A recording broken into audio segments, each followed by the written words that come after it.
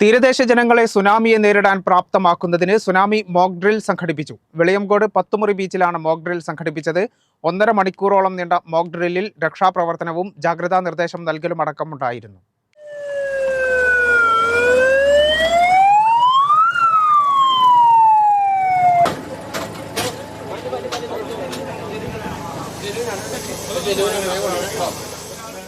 രാവിലെ 9:45 ഇന്തോനേഷ്യയിൽ ഭൂകമ്പമുണ്ടായെന്ന നിർദ്ദേശം വന്നപ്പോൾ തന്നെ തീരദേശ ജില്ലകളിലും ജാഗ്രത പ്രഖ്യാപിച്ചുകൊണ്ടുള്ള അറിയിപ്പ് നൽകി. ഇതിനു മുൻപ് 9 മണിയോടെ തന്നെ ജീവനക്കാരും വാഹനങ്ങളും പത്തുമുറിയിലെ ഫിഷറീസ് റോഡിന് സമീപം അണിനിരന്നിരുന്നു. 10:45 സുനാമി തിരകൾ പൊന്നാനിയിലെത്തുമെന്ന അറിയിപ്പ് വന്നതോടെ എല്ലാവരും ജാഗരൂകരായി. തൊട്ടുപിന്നാലെ രക്ഷാപ്രവർത്തനവും ആരംഭിച്ചു. തീരദേശത്തെ 75 കുടുംബങ്ങളെ മാറ്റി താമസിപ്പിച്ചു. മോട്ടോർ വാഹന വകുപ്പ് രക്ഷാപ്രവർത്തനത്തിനായി മാർഗതടസ്സങ്ങൾ ഒഴിവാക്കിയപ്പോൾ പോലീസ് ഹാച്ചറി റോഡ് പരിസരത്തെ കടകൾ അടപ്പിച്ചു. വീടുകളിൽ കിടന്ന കിടപ്പുരോഗികൾ, ഭിന്നശേഷിക്കാർ, ഗർഭിണികൾ എന്നിവരെ ദുരിതാശ്വാസ ക്യാമ്പിലെത്തിച്ചു. 30 പേർക്ക് ചികിത്സ നൽകി. കടലിൽ കുടുങ്ങിയ മത്സ്യത്തൊഴിലാളികളെയും രക്ഷപ്പെടുത്തി ക്യാമ്പിലെത്തിച്ചു. 11:15 ജാഗ്രതാ നിർദ്ദേശം പിൻവലിച്ചതോടെ മോക്ക് ഡ്രിൽ അവസാനിച്ചതായി ദുരന്ത നിവാരണ അതോറിറ്റി പ്രഖ്യാപിച്ചു.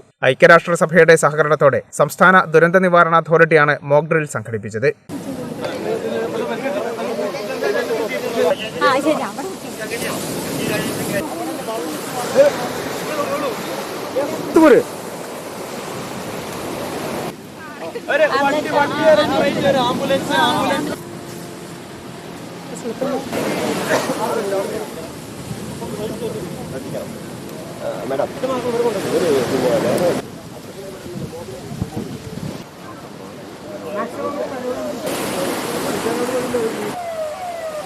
സുനാമി വന്നാൽ എങ്ങനെ നേരിടണമെന്നത് സംബന്ധിച്ച് തീരദേശ ജനങ്ങളെ ബോധവാന്മാരാക്കുന്നതിനാണ് മോക്ക് ഡ്രിൽ സംഘടിപ്പിച്ചത്.